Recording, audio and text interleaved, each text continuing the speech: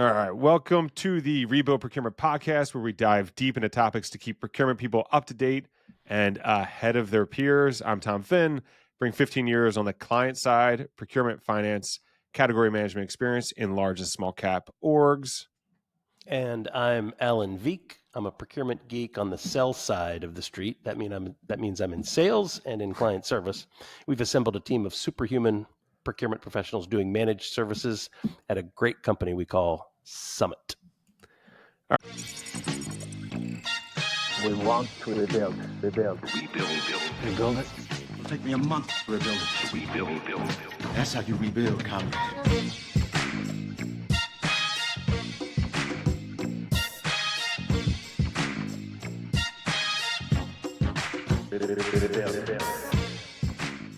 All right, Alan. So we got a few things today. I'm going to do a quick PSA up front, and then we'll see how our version of the election post-mortem goes.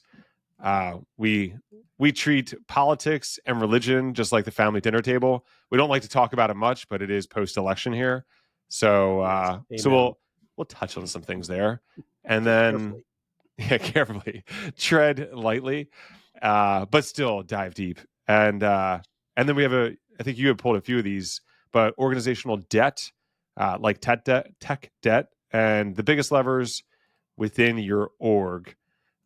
So first thing, just want to tee it off with a little PSA announcement. This is within procurement, but it really is any department that you're in, whoever's listening here, the one of the 7 people that are listening. This is for you. So it's budget cycle right now. And within budget cycle, essentially you're setting how you're going to meet sales next year, what are costs going to look like, what does everything look like? And if you are not part of budget cycle, then you're forgotten. And if you're forgotten, you don't have job security. So the important thing for anybody out there is to ensure that their department is part of budget cycle. For the sourcing and procurement folks, adding savings, making some commitments. A lot of organizations and CFOs don't think their sourcing and procurement departments end up adding to the bottom line. You need to make sure that you are viewed as one that does, and you will be seen totally different from what they have in their mind of what is sourcing procurement professionals. So that's just a quick PSA announcement. Get into the budget cycle. Yeah, maybe I'll chime in on that one from my side of the street, Tom. So as a client service provider, as somebody on the sell side, I'm trying to get ahead of that same budget cycle, not just so I can get in and find out what budgets look like for next year so I can propose services, but in the clients that I currently do work with, I know that a lot of them are going through tough budget cycles next year. So I am trying to be proactive in offering up new services or new ways that we can partner together to lower total cost. And the way that I'm mentioning that to a lot of the teams that I'm working with is I'm saying, hey, Mr. CPO, you want to have option value. You want to have the ability to pull a lever to lower your costs mid-year if your CFO comes and starts banging on the table and says, we got to lower our budgets and I'm looking for a couple $1 million. And so I, as a service provider, try to give my clients option value so that they have different ways they can reduce costs if they need to, if that makes sense. No, it does. And it's a super smart approach. And then just bring it back to on the buy side, Alan. So if there's ever anything in the back pocket, it's good just to have that. So I think that's very smart to offer up. As you're also dealing, just my mind goes to, okay, we're in the budget cycle, and then back to your day job. As you're also working with suppliers whose year end is either December 31st or January 31st, most likely December 31st. And with that, they'll also offer up discounts if things need to renew for next year, even if it's in I've had folks come to me that contract renewals in July. Now, I'm not necessarily signing up for that, but you could easily have big discounts just by supporting them and making their sales quota for this year. A lot of companies will pull that forward and offer pretty strong discounts. So if you're spending money, it's an area of opportunity that could be worked then back into the budget. Yep, I like it. All right. So that's our PSA. And now little election post-mortem. I'll let you tee this one up, Alan. Oh boy, thank you. Well, I think obviously a big, no matter what happened, we would be describing this as a big momentous election, and definitely one that had lots of ramifications. Obviously, with Donald Trump winning the presidency, one of the things that I heard in the past week from several friends, several colleagues, when I was out socializing over the weekend, was somebody who said, "Well, Alan, this should be good for your business. This election should be good for your business." And I kind of, rubbed the goatee, rubbed the chin, and said, "Gosh, is that true or isn't that true?" Now, I thought, you have these conflicting thoughts. The one thing I can tell you that is generally bad for procurement, managed procurement services business, probably any services business, is a recession. If you go through an economic downturn, everybody likes to think, oh, well, that's when they're going to need procurement more. No, wrong, false. Never works that way. Anytime there's a downturn, yes, if they've built the machinery behind procurement so that it's a well-oiled machine, then that machinery will pay them dividends in a downturn. But most people actually are not that proactive. They don't think that far ahead. They don't actually build the machinery. So the looking at the use case of, should I invest to build the machinery now when I don't have any budget? No, it never happens. Budgets get cut when there are recessions, when there are downturns. So, I think the real question is not, will Trump be good for services businesses? I think the real question is, what does the economic forecast look like for next year, and what impact may Trump have on that? So I don't know. You're a finance guy, Tom. Where's your crystal ball? Tell me what it's looking like. Yeah, my wife is. I'm light in the stock market. I'm a big S&P guy. My wife, she recently started investing more, like taking funds and like adding it. And I'm like, I know all the companies she's talking about. I'm just like, I have absolutely no idea, because there was this whole idea of a Trump trade right before the election, and it was kind of, what would you invest in if Donald Trump wins, and on the other side also like Harris, just because it's such a decision point for the largest economy in the world, that the outcomes matter, and their politics lean certain ways and invest in certain things. So I mean, I have no idea. What I know is you said, of course, you said SpaceX, you said Tesla, right? That's what I mean, yeah, the friends, but which tend to get rewarded in those situations. Who supports who? It leans towards also the agenda that they're going to go towards either way. The stock market, as of at least yesterday evening when I checked, so it closed up about 4.25% since the election day. That's big. Yeah, that's a lot. I mean, that was the S&P that I was looking at. The S&P doesn't jump that much. It rarely does. I think what I would be on the lookout for, one is inflation. So that's kind of twofold, two reasons. One, the Fed is, we had talked about a soft landing or not. I've been talking to some folks. I honestly still don't know. I think it's currently like stabilized, you could say. I don't know if that means a soft landing, but the Fed cut rates, which generally, if inflation is going high, then you raise rates to try and tame it. So folks put their money in the bank is kind of like the very simplistic idea, and then they're not spending on high cost goods, and it kind of settles down. Super basic explanation of that. So now the Fed is cutting rates because they say inflation is going down, so they're kind of trying to trail with that. But still, there is indicators that say inflation could just pop off at any time. And I think there's with Trump's policies, so if the Fed's doing that, they're an independent party. They're going to reduce these essentially like the mortgage rates, things of that nature, like the Fed fund rate. They'll reduce that. And with the tariffs on imports, I think this is where like folks within procurement are going to see things. If you're like a D2C company, or even there's a lot of manufacturing within China, a lot of those tariffs are going to be focused specifically on China.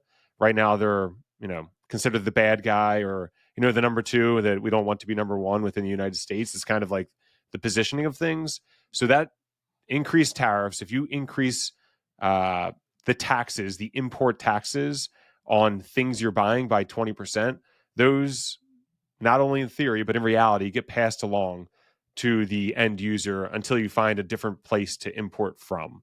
So that's going to be, I think, the biggest thing that folks will see. One, the increase in taxes that they'll have to pay. And then, that's really the big one. And then the if you can is the other, right? You might actually need to find an alternative supply. Mm-hmm. Yeah. I like that thinking.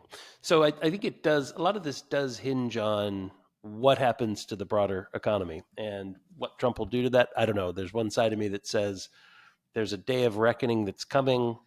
The music will stop. A chair will be removed. Everybody has to try and sit down, and somebody will be left without a chair. Is that this next administration that they have to take action?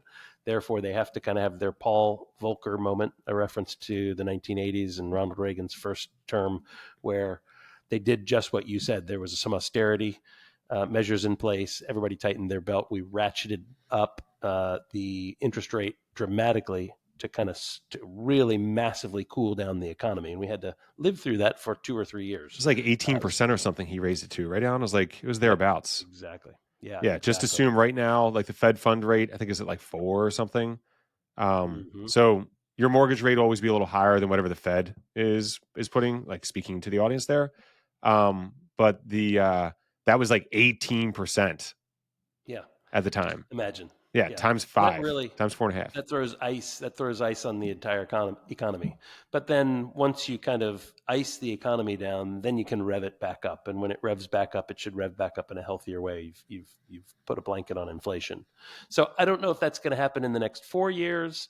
I'm pretty certain, based upon Trump's first term, that that's not his goal. He wants to cut taxes and spend and do everything just like it's the good old glory days. So we'll find out if the reckoning happens. So that could lead to recession. So I don't know. We'll see. We'll see which happens. As a business owner, I'm eternally nervous. The proverbial cat in a room full of rocking chairs. But life's fun. You just see what happens. You see which way it goes. Cat. I love the mental visuals of those cat with rocking chairs. Yes. I think just like maybe a few other points in those areas. So GDP and all these numbers, they end up, like, if you're importing, there's a lot of like the factors that play at things, like the push to for oil and natural gas. If those costs come down, it can kind of also support some of the other taxes from when you calculate when you do the whole equation for CPI. So I think that's probably a piece of the policy too. And then just the trade wars is they can cause temporary disruption. Just given China's such a powerhouse, like I've visited China multiple times. I mean, you drive around. It's kind of like a version of Houston. If people have been to Houston, and if you're in oil and gas, you drive around, you're like, oh my gosh, like everybody's here. Infrastructure. Yeah. And then you go to China and it's very similar. Like, oh my gosh, like a lot of things are made here. And you realize that there's a lot of advanced technology in play that many of the other countries that we say we can easily switch to, like we can't. So that matters. And then, Taiwan, which we've talked about before, there's some interesting news that they said. I had read that TSMC, which we did a deep dive on a week or two ago, they manufacture a lot of the chips across the world. They've notified some Chinese customers that they're not going to be supplying them anymore. So the noose tightens. Yep. So that's that. I mean, there was a lot to be done and a lot to be seen still, but some initial takeaways, I think. That's fantastic. Okay, good. I think we touched on it just enough and not too much, so we didn't electrocute ourselves.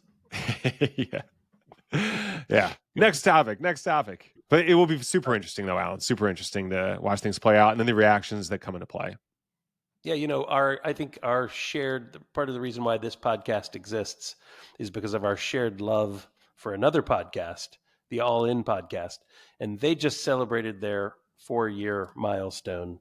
So that's quite interesting. At the end of the Trump term, we'll be at our 4-year milestone. Tom, where will we be? Oh man, got to prepare for that. Yeah. I mean, a lot of these things take a little time to take off. I think it's just consistency is what matters just in general in life. If you could be consistent and what Alan and what's been really great for me in this podcast, I feel like there's like the 100th episode now. We just like dove into this, which if it could be maintained though, and I think that people that have listened give me some feedback too on this, is just like staying up to date on stuff. I think that's been as long as this can remain valuable for us, I think it could be valuable for folks, and then we'll see where that goes. But share this, by the way, if you're if you're listening, forward it on to a friend or an enemy, whichever one. Yes. Both. Let's see if this exponential thing, this viral thing still works. The 7 of you who are listening to this, forward it to 3 friends. Let's see if that works. Yeah. Make this 10. Do us a favor. Make it 10. Yeah, that's right. We'd need it, please.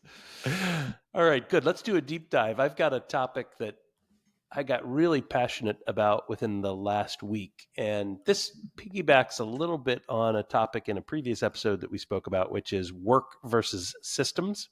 So the whole notion of, should I spend my time actually doing the work, or how much of my time should I spend building a system that makes the work more efficient in the future? And then you got to build the system, which oftentimes takes 3 to 5 times the time it takes just to do the work. And then you got to do the work. So it's like a hard thing to do initially. It's a lot of upfront investment. And I started thinking more holistically about this as I was building different systems for different parts of my business. And I got to this notion of something that I remembered from my venture capital days. Tom, you've heard of tech debt before. Have you heard of this? Of course. Term? Yep. Yeah. Most people have probably heard of tech debt because that's where this concept is makes it impossible to switch. That's why SaaS could have such the air quotes moat on things as well. Well, or maybe I'm speaking of a slightly different tech debt. So tech debt that I speak of is when we would invest as a VC, when we would invest in a company, we would have somebody go in and kick the tires of how they'd written their code, how they'd built their back-end systems, how what architecture was this working on. If it was held together by duct tape and baling wire, in essence, we knew these guys loaded up tech debt to the teeth. They just hacked this together and got it working. And we're going to be the ones who have to invest the $15 million to pay down their tech debt. So that's kind of the notion of, did you build the house right in the technology world? So a lot of people have heard of this term tech debt, but I thought, interestingly, it works across your entire corporate organization. Every function within your business has debt. And we're not talking about debt like money debt. We're talking about whatever debt applies to that function. So think about procurement debt. This is a procurement-oriented podcast. Tom, you and I live in the procurement world. If proverbial company ABC, maybe we'll try the Acme Inc., that is $10 billion in size, if their procurement organization is 2 years old, then they have built a lot of tech debt, or they've built a lot of procurement debt into their organization, because a company that size should have been thinking about and building procurement out for the last 30 years. It takes a long time to build a good procurement system, a good procurement team, a good procurement process, a good procurement function. So they would have what would be termed a lot of procurement debt.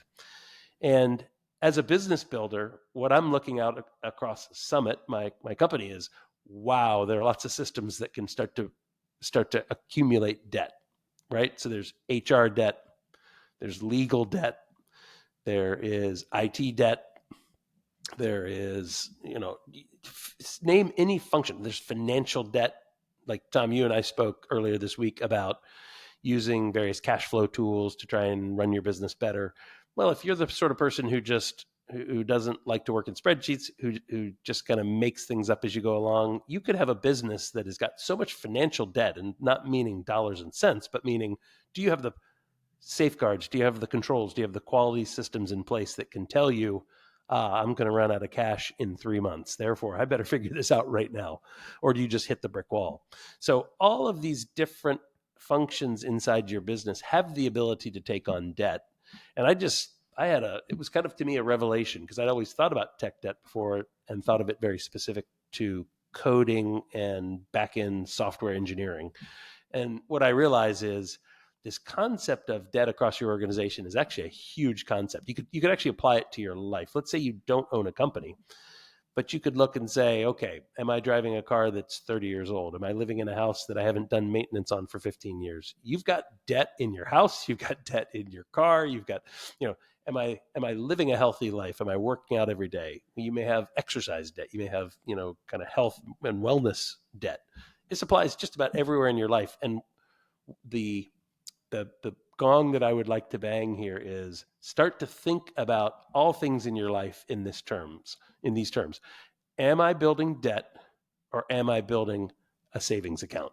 Am I building a credit? It's a fascinating concept. Yeah, you just stressed everybody out, Alan.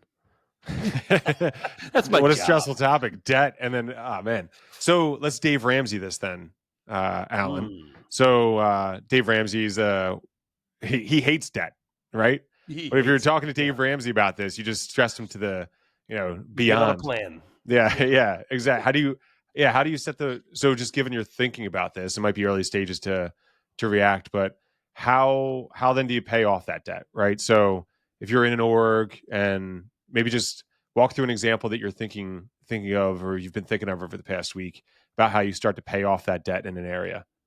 That's good. I love it. Thank you for the tee up there, because the way I would describe that you start paying down debt is just the way Dave Ramsey would say it. You do it one penny, $1 at a time, one step at a time. So first of all, you have to put a plan in place. You have to set a goal and say, where do I want to be? So in Dave Ramsey's case, where he's talking about, overall financial debt, overall debt that you own, dollars and cents debt that you own, he'd say, okay, get all your credit cards together, consolidate them into one, and come up with a plan, a budget that's going to allow you to start paying that debt down. And in that same way, I would say, I'll give you a real life example. The reason why this came to mind for me is because I have there are 4 areas across which I need to grow my business in order to be successful. The 4 areas are, number 1, sales. Nothing good happens until you sell something. So I've got to figure out how to build a sales system. Number 2, delivery. This is the most important of the things that I need to do, because if you don't have happy clients, they're not buying more services and they're not continuing to use your services. So delivery of what we promised is the biggest thing that we do, and it's the area where you have the ability to load in the biggest debt. But 3 and 4 are fascinating. For my business, very specifically, they're training. So think of learning and development, like how do we make our people into the best version of themselves? And number 4, culture. How do I make people really want to come to work every day and stay here and be happy and give our best to all of our clients? So it's those last 2, training and culture, that I've been thinking a ton about debt. So the first year, maybe 15 months of my business, I didn't pay any attention to training at all, except just a teeny bit. And I didn't pay any attention to culture, period. It just kind of was organically evolving. But in the last 3 or 4 months, I've really been thinking a lot about, what do I need to do to drive the training element of our business? What do I need to do to build the culture of our business? And I really started to spin a lot of cycles and started to think about what my goals were, and started to think about where I needed to invest. So I was building a credit and not debt. On the training side, I actually hired part-time a good friend of mine who is a learning and development guy. He understands how to architect training programs. He's an instructional designer. It's kind of a Swiss Army knife of training. And by the way, he's spent 15 years in the procurement world. So he's got a little bit of understanding of procurement. And he came in and designed what we're calling Summit School. So that's the branding of the whole thing. Awesome. And we're going to start with initially 3 learning pathways. These are things that will make help develop our team members into the best versions of themselves. So we're actually putting some money, some time, some real thoughtfulness around how we build out our learning and development, because I think for this to become not a debt but a credit, you got to put in that work. On the culture side, I really started thinking about the different ways that we could bring ourselves together better. And just as one example, I think we actually talked about this before, or maybe we talked about it behind the scenes, Tom. We just invested, and I just got a note this morning, about the next instance of this. We invested in something called Coffee Roulette, which is kind of random coffee meetups for people inside the business. So 30 people in our business. This thing spins the wheel once every month, pairs me up with, Joe Stugatz, who I've met, but I don't know very well. And Joe Stugatz and I get together, and all we do is we talk about whatever we want to talk about. With the program gives you prompts if you need help. Okay, what should we talk about? Oh, what's your favorite movie? And then you talk about movies. But the whole notion is, how do you bring a company culture together tighter in a remote first environment? And we got several ways we're doing it, but this coffee roulette is just one way. And that's an investment in building a culture credit so we don't develop culture debt. Yeah. So maybe to say it a bit differently too, to summarize, it's like what you've done is you looked in your case, you had 4 areas that were lacking, or 4 areas you have that you focus on, 2 of which you realized were lacking, but understood that has a lot of importance to it. And you're paying to get back to status quo and then to exceed. So Exactly. I'm trying to, like, for a lot of companies, I think that the investment side of things, so procurement, like talk about tightwads when it comes to the budget, right? Oh my The gosh. like I've by always design, said, right? Tom, Yeah. as a sales guy, I've always said, I don't want to sell to procurement. I want to sell to sales. Those Yeah. guys are Where do I in the find where do I find exactly. the way They around buy these everything. folks? But by design, by attitude, by just what maybe it's childhood things that lead people in this direction. But with that, there is the investment side of things. I think where a lot of companies, probably the majority of the debt lies within the processes and how folks like interact with the org, and how you and then you also interact out with folks. A lot of just a great starting point is just the process map. You said it earlier on, like the processes can, we go through it, then you realize like where I might be messing up or where I could improve, let's say. I think that's a great start for everybody. I've went through like a front end implementation of a like a procurement, like all the intake stuff, right? So went through some of that, and I felt that the most, even before getting into we want or think we need an intake, um, just the process map alone, like drives so much value of being able to have then the different conversations across teams of like, oh, like, are we duplicating work? Are we this? Are we that? Process map. I think that's where a lot of folks need to start, and you probably don't have it. Yep. Yeah, that's a good piece of debt you pointed out there. So I oftentimes think of this topic around, like, I'll use the term hygiene, because another example in your personal life is if you don't floss and if you don't brush, you're building dental debt. That will be real debt that you'll owe a dentist someday, but it's debt that's going to be in your mouth because you won't have teeth. You'll suffer the cosmetic and physical consequences of that. So, this applies just about everywhere. You can think about, am I building debt or am I building credit? Yeah, totally agree. It's a great topic. Cool. All right, and then the follow on here. You're full of articles recently, Alan. I gotta play a little catch up here with my reading. But these biggest levers, we had chatted a little bit about this offline. Yeah, this is one of my favorite things to talk about in the procurement world, and I've been using this particular slide for a number of years in my procurement wanderings. I'll pull this up so everybody can see it. But in essence, this is some thinking that came out of my old firm, McKinsey. And actually, you see the credit on the bottom of this slide goes to Mike Marn and Robert Rosiello, who wrote an article in '92 in Harvard Business Review.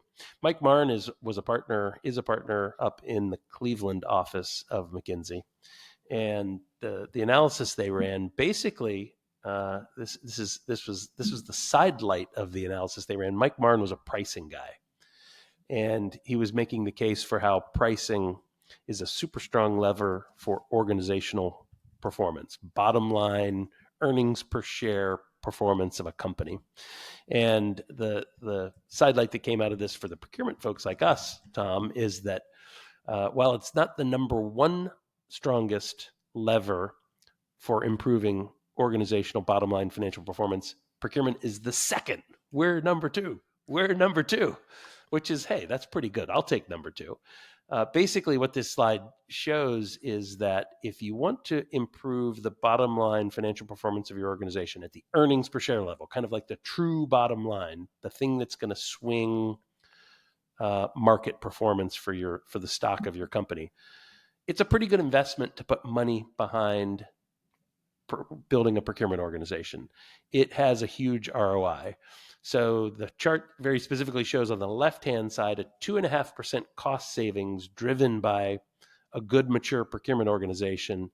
We have a fictitious organization here that we're saying is a $100 million revenue organization with about $60 million in goods and services. If you were looking to take out $1.5 million of cost, you'd have to drive savings on what you buy in goods and services by 2.5%.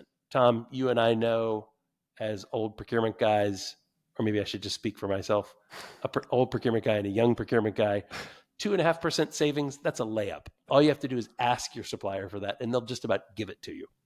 So not a heavy lift for a procurement organization to drive those sort of cost savings. Now, picture having that same conversation on the sales side of your organization where you said, hey, sales, we need $1.5 million to hit the bottom line. I need you to go out and sell more. You would have to ask every salesperson to increase their performance versus target by 10%, which we know is a tough thing to do. If somebody came to me and said I had to improve my sales by 10% on top of my already pretty aggressive goals, that's a heavy lift. That's a big, heavy lift relative to what you need to do on the procurement side, a relative layup.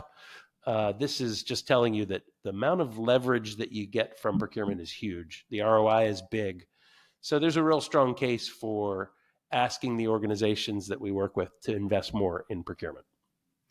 Yeah. If you are just starting out or your company's a little more nascent, that like 2.5%, that really is like just, insert any, even software, the big softwares. If you're running Oracle, if you're running Salesforce, if you're running any of those things, even those companies, there's just based on conversations and interacting with the supplier, your costs will be reduced year over year. So you'll pay less this year than last year just by talking to them about it. The sales, I think one of my biggest takeaways from like these kind of conversations, Alan, is just going back to what the PSA announcement was up front of incorporating yourself as part of the actual dollars within the business. A lot of times procurement folks, like the numbers don't feel so large and you want to, have the cost avoidance number and things of that nature, which is important, no doubt about it. But what your CFO really cares about is how is the cost rolling through to my final product? If I'm starting off with a $100 million sales effort and I have $60 million cost of goods services, my mind starts there. And they build their minds run as a P&L across the organization. So if you can say, take the 3 biggest suppliers of that $60 million and say, hey, Mr. or Mrs. CFO, out of that $60 million, or the budget is $66 million for next year, instead of $66 million, it's going to be 63, or it's going to be 61, or it'll be flat. Don't know how you're going to do it, but it's going to be flat. So your costs are going to go from 100 to 110. And instead of going from 60 million to 66 million, it's going to still be 60. Like that is an impactful conversation with the CFO, and you need to be able to build it up. Don't just shoot from the hip and say things because it sounds nice. Got to deliver. But those are the kind of conversations that CFOs and CEOs of the world actually care about and really want their procurement folks to pay attention to and mind. Right on. Yeah, I like that. I mean, this is where I like how you started from the big picture. The people you talk to. It's where every CFO starts. CFOs, yeah, that's right. They want to think good business, bad business. That's where it starts, yeah. Right? That's exactly right. But from this, our procurement minds instantly say, okay, $60 million of goods and services that are procured. I can now start to break that down by category. I can now start to break that down by top suppliers in those categories, and then specific strategic sourcing plans to drive savings in each of those areas. I mean, it's just it's first principles thinking. Yeah. So if you're watching right now, it's basically there's on the left-hand side, it explains out the procurement side, which is the buildup of cost of goods and services, and then the ability to save is at the top. And then the right-hand side, it's the $100 million of sales, and then another separate stacked bar right above it that's $10 million for the increases, and that's how the math works out, the 2.5 versus the 10%. But if you're in an organization right now, that stack the bar that's $60 million for procurement, you should be able to see, 25 is your own stacked bar. 25% of that $60 million is something. Another, 3 or probably 10% of that. And then maybe you have another 5, and then it spans out from the rest, right? To a bunch of smaller suppliers. But you always need to be able to speak to your largest vendors, your largest suppliers, and what you're doing to ensure they're properly managed from a pricing perspective or working with supply chain and ops. You need to be where you really offer the value, again, is being able to say to your CFO, we have these costs under control. I'm working with ops. I'm working with supply chain. Maybe you're part of the same group. I'm working with finance so they know what's happening. You got to be that connector. This goes for if you're in finance listening to this, also be the connector. There's a lot of value in connecting different orgs that don't speak. But if you're specifically within procurement or sourcing, be that one to tie a lot of those groups together so they know what's going on with your major suppliers. Right on. That's great. All right. Good episode, Tom. Yeah, we got some other things, but we'll save those, Alan. We could always continue talking for hours. I don't know if people want to listen to that or not, but we would. Yes. So, all right. Well, I think that's the pod, right? That's a wrap. All Thanks, right. Tommy. All right. Later, Alan. Bye-bye. Bye.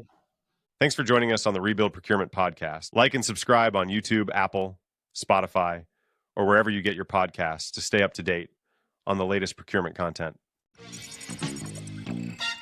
We want to rebuild. Rebuild it. It'll take me a month to rebuild it. Rebuild. That's how you rebuild, comrade.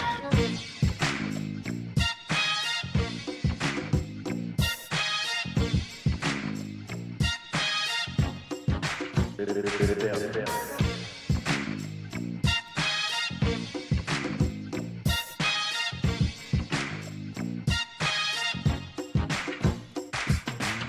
Show me, and you won't hear the word rebuild.